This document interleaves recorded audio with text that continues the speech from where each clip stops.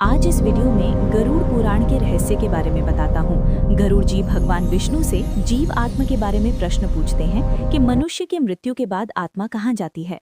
आइए इस वीडियो में बने रहिए, जो कि सुनने मात्र से पुण्य की प्राप्ति होती है। चैनल को एक बार लाइक और शेयर करें। गरुड़ पुराण हिंदू धर्म का एक अत्यंत महत्वपूर्ण और गूढ़ ग्रंथ है, जिसमें जीवन, मृत्यु, कर्म, आत्मा और मोक्ष के रहस्यों का विस्तार से वर्णन मिलता है।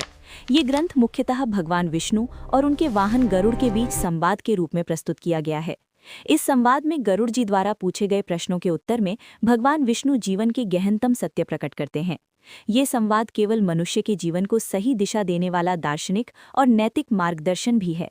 संवाद की शुरुआत गरुड़ जी, जो कि भगवान विष्णु के परम भक्त और उनके वाहन हैं, एक बार अत्यंत जिज्ञासु होकर भगवान से प्रश्न करते हैं।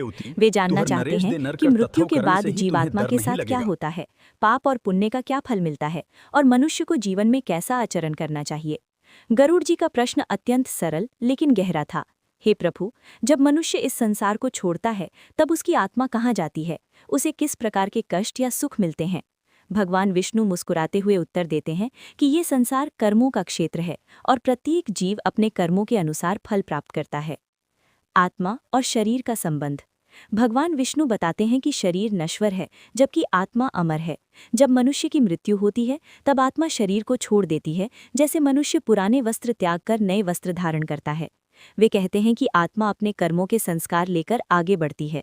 अच्छे कर्म आत्मा को ऊंचे लोकों की ओर ले जाते हैं, जबकि बुरे कर्म उसे निम्न योनियों या नरक में धकेलते हैं। गरुड़ जी ये सुनकर और भी उत्सुक हो जाते हैं और पूछते हैं, हे प्रभु, मृत्यु के तुरंत बाद आत्मा के साथ क्या होता है। मृत्यु के बाद की यात्रा। भगवान विष्णु विस्तार से बताते हैं कि मृत्यु के बाद आत्मा तुरंत अपने शरीर से अलग हो जाती है, लेकिन उसे कुछ समय तक अपने परिवार और घर के आसपास ही रहना पड़ता है। ये समय लगभग 13 दिनों का होता है। इस अवधि में आत्मा अपने प्रियजनों को देखती है, लेकिन उनसे संपर्क नहीं कर पाती। ये अवस्था अत्यंत कष्टदायक होती है, क्योंकि आत्मा अपने शरीर और संबंधों से अलग हो चुकी होती है। इसके बाद यमदूत आते हैं और आत्मा को यमलोक की ओर ले जाते हैं। ये यात्रा आसान नहीं होती, ये लंबी और कष्टदायक होती है, जिसमें आत्मा को अपने पापों का अनुभव होने लगता है।